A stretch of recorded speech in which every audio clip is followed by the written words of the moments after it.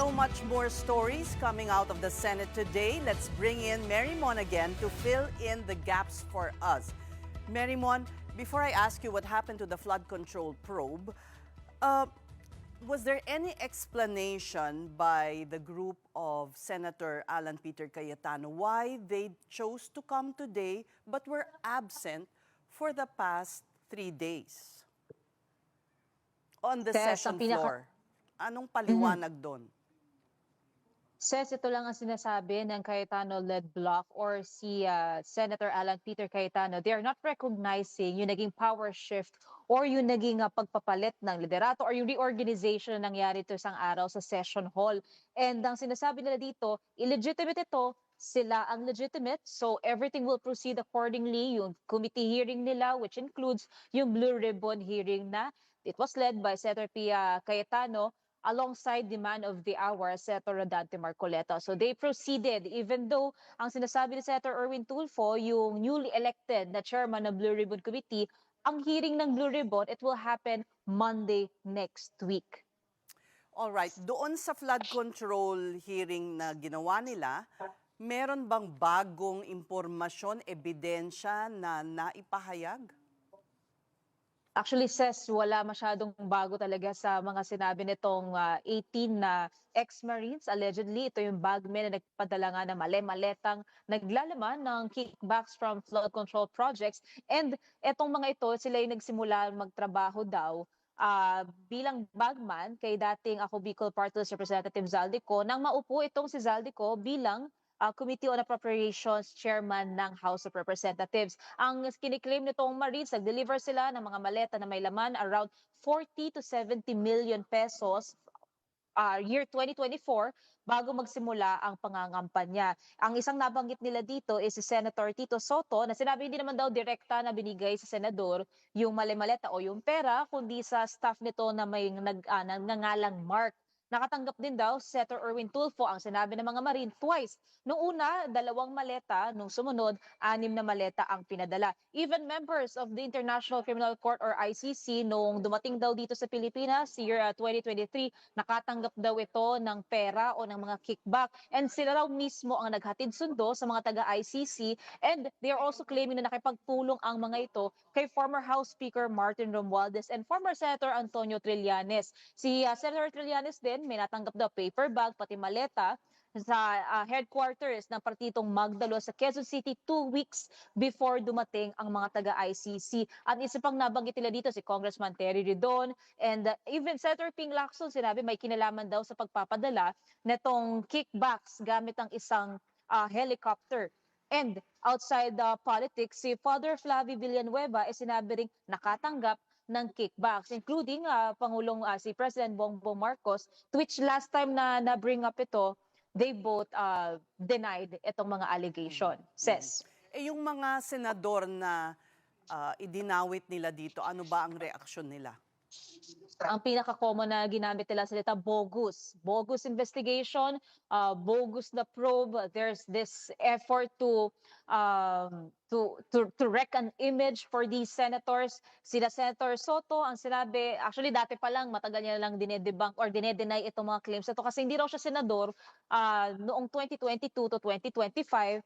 Plus, yung sinasabing Mark na staff niya, yung EA niya, matagal na raw napatay, 2015. So, tinatawag niya bogus investigation nito. Dapat ang dami yung mga hocus-pocus. The numbers are not connecting. The narratives are maraming loopholes ito. And even Senator Erwin Tulfo, tinatawag niya na blatant lies and demolition efforts nga itong lumalabas. At ang tinatanong dito, saan daw galing? Yung question lang daw na anong purpose, hindi raw masagot ng maayos. Sabi naman ng kanyang kapatid na si Senator Raffy Tulfo, lagot nga raw itong mga may paratang kay Senator Erwin.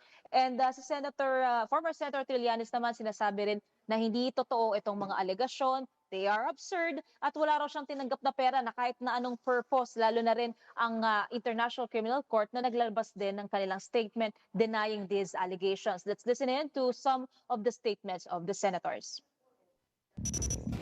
Well, it's a sham hearing. Hindi naman recorded yun dahil illegal, di ba? Definitely, it's a lie, blatant lie. Saan nanggaling yung sinasabi nila isa, dalawa, tatlo, apat, limang, whatever the maleta is. Kung sabihin nila, di ba, flood control, supposedly, flood control hearing daw yun. Eh, wala naman akong flood control. I talked to Erwin right away. I called him up and he said, that's not true. Yeah. Galit na galit siya. He will file a cyber libel case against those Marines na binanggit pangalan niya, maging doon sa mga senador na ini-implicate din siya dahil, remember, illegitimate sila eh. So, hindi sila covered ng parliamentary immunity. Alright, Mary Mon, ito bang session, itong hearing na ito ay meron bang recording na ginawa? Will this be part of the official records of the Senate?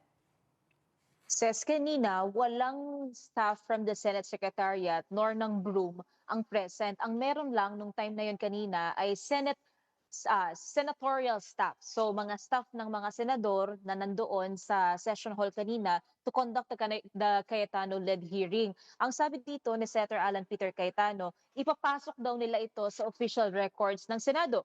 Pero ang makikita natin dito, magiging technical siya dahil if it's gonna be lobbied to be under the records or within the records ng Blue Ribbon Committee, mukhang hindi ito mangyayari dahil nga hindi siya official committee hearing according to Senator Gatchalian and according to Senator Tulfo, ang pagdinig ng Blue Ribbon, mangyayari yan sa Lunes, hindi yung nangyari kanina. Pero sabi ni Senator Cayetano, ipapasok daw nila ito na as official documentation pero wala tayo nakitang stenographers nor staff na from the Senate Secretariat sa kaninang ginawa nilang pagdinig. Okay. Pero inimbitahan nga ba ni Committee Chair, Blue Ribbon Committee Chair Erwin Tulfo ang 18 na ex-Marines sa Lunes, June 8? Kanina, Ses, ang nasabi dyan ni Senator Tulfo, titingnan daw muna nila. Ang pinaka-kinonfirm niya, nagpadala na raw sila ng letter of invitation kay former House Speaker Romualdez. And ang tinimbang nila is baka mag-forum shopping lang daw itong 18 na ex-Marines. Pero, well, it was confirmed that they were invited na rin para sa gagawing pagdinig Monday next week, June 8. And we are anticipating other resource persons, more likely either from CSOs kung sakali man, from the DPWH kung sakali man, and including si Curly Discaya, yung kontratista na yan, nandito pa rin siya sa Senate custody. So anything could still happen by Monday. Pero kanina, nung natapos yung Cayetano-led na hearing, hinabol natin palabas si Attorney Levy Baligod, yung legal counsel nitong mga Marine, and he has this to say sa susunod na hearing ng Cayetano block. Attorney, what's next po kaya sa next hearing po ng Blue Ribbon? May bagong info po pong ilalabas? Oo, gagawa kami ng individual affidavit na mas konkreto. All right, and before we say thank you to you, Mary Mon, let me be the first to greet you a happy birthday tomorrow. We appreciate your update and I wish you less chaos in your beat of the Senate. Maraming salamat, mobile journalist Mary Mon Reyes.